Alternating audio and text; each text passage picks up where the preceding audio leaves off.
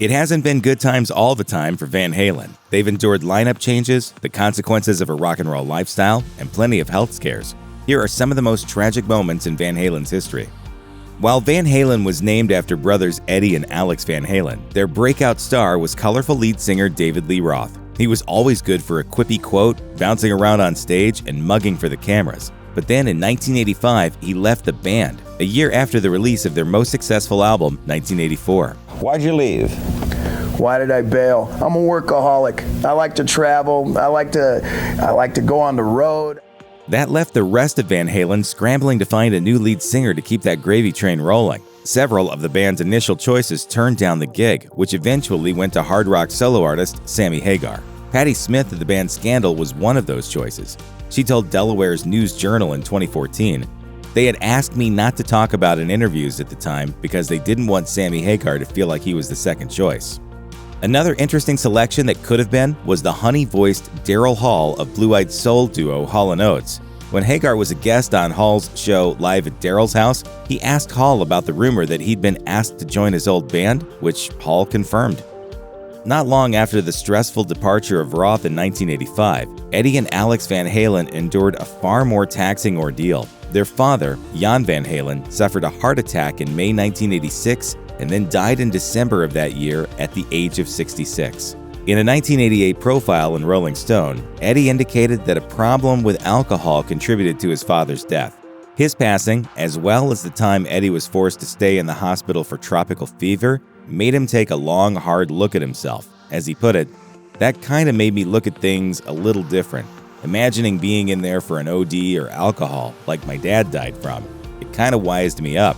Their father's death shook Alex as well, who enjoyed a reputation as the hardest partier of anyone in the band. He also quit drinking around 1986 and admitted that he didn't want to end up like The Who's Keith Moon or Led Zeppelin's John Bonham, two other legendary rock drummers who died from complications from excessive alcohol consumption. Bassist Michael Anthony's relationship with Eddie Van Halen started to suffer in the late 90s when the band parted with Sammy Hagar and briefly united with David Lee Roth. Hagar had started a new band called Planet Us and had asked Anthony if he'd like to join. Van Halen took that to mean that Anthony had quit. Flash forward to 2004, when Van Halen wanted to tour with Hagar and they asked Anthony to get the jilted singer to sign on. However, if Anthony wanted to be a part of it, he'd have to sign away his legal rights to Van Halen's band name and take a pay cut. It's really irritating to see them go after Mikey. Mikey didn't do anything ever to Van Halen. Mikey was the most loyal guy in the band. 3 years later, Van Halen hit the road again, this time with Roth, but without Anthony, who found out about the tour when it was reported in the press.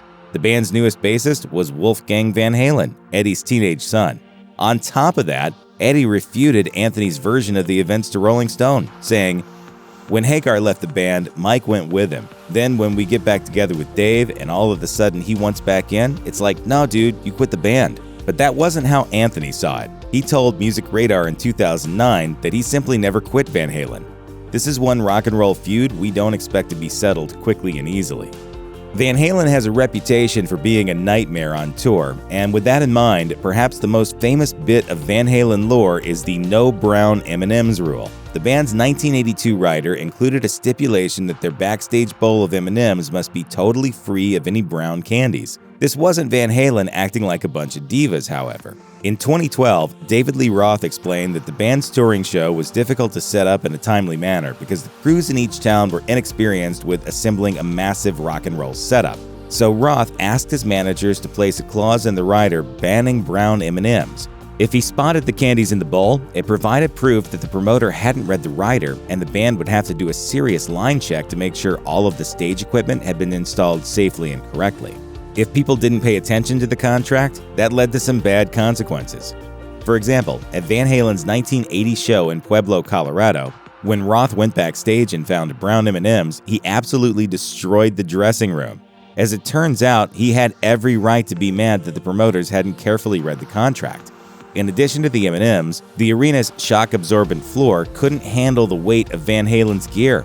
Even though the floor's requirements were laid out in the rider, organizers ignored that section too, and tens of thousands of dollars worth of damage was done to the area floor.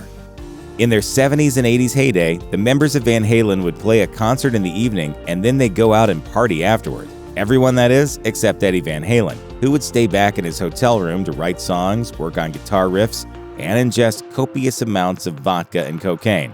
In 2015, he told Billboard, "I would use them for work. The blow keeps you awake and the alcohol lowers your inhibitions. I was an alcoholic and I needed alcohol to function."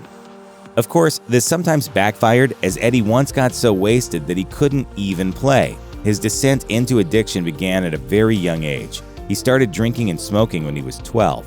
During his high school years, he would even get drunk before showing up to class. In 1988, he told Rolling Stone about the alcohol-related death of his father that led him to kicking booze, but the sobriety didn't last. By 2004, he turned into, as he told Billboard, an angry drunk. 3 years later, he checked himself into a rehabilitation center, which precluded him from attending Van Halen's induction into the Rock and Roll Hall of Fame. He's reportedly stayed sober since 2008.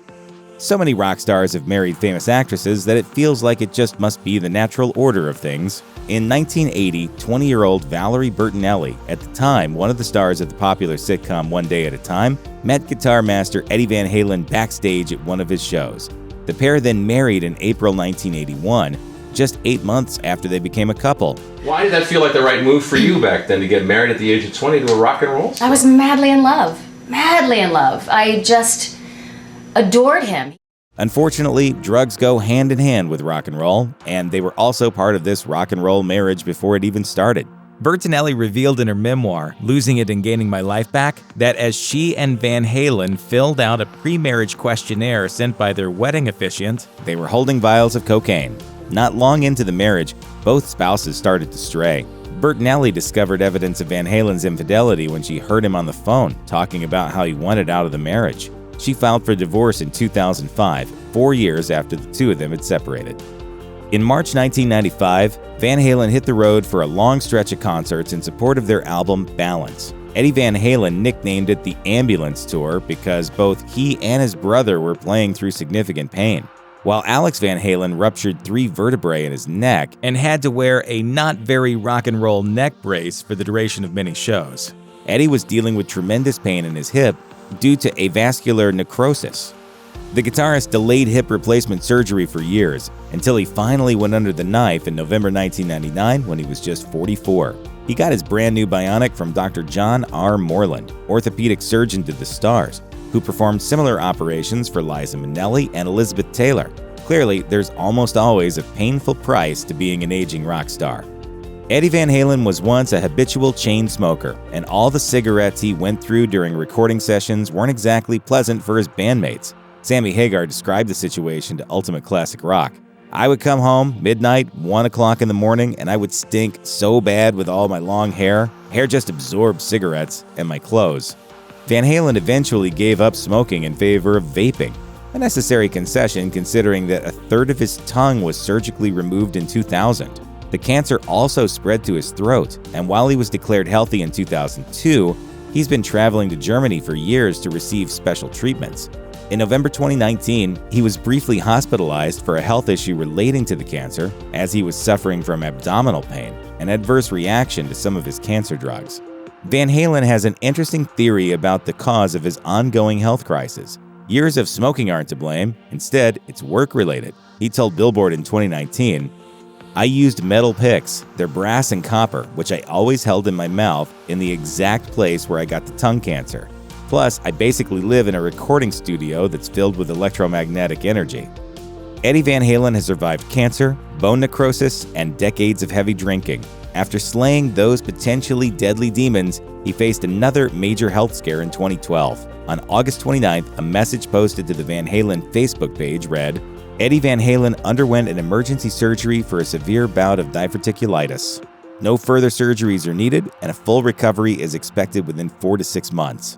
Symptoms like constant abdominal pain, nausea, vomiting, fever, and constipation plagued Eddie, and severe cases require corrective surgery." That's what happened to Van Halen. Sadly, the condition got even worse for the Eruption guitarist. He spent an extra 3 weeks in the hospital after his surgery because of a few blown stitches, leading to an infection in his intestine, a portion of which had to be removed by doctors. Van Halen spent months recovering at home. forcing the cancellation of the rest of his band's 2012 tour dates. In the early 1980s, Alex Van Halen was briefly married to a woman named Valerie Kendall.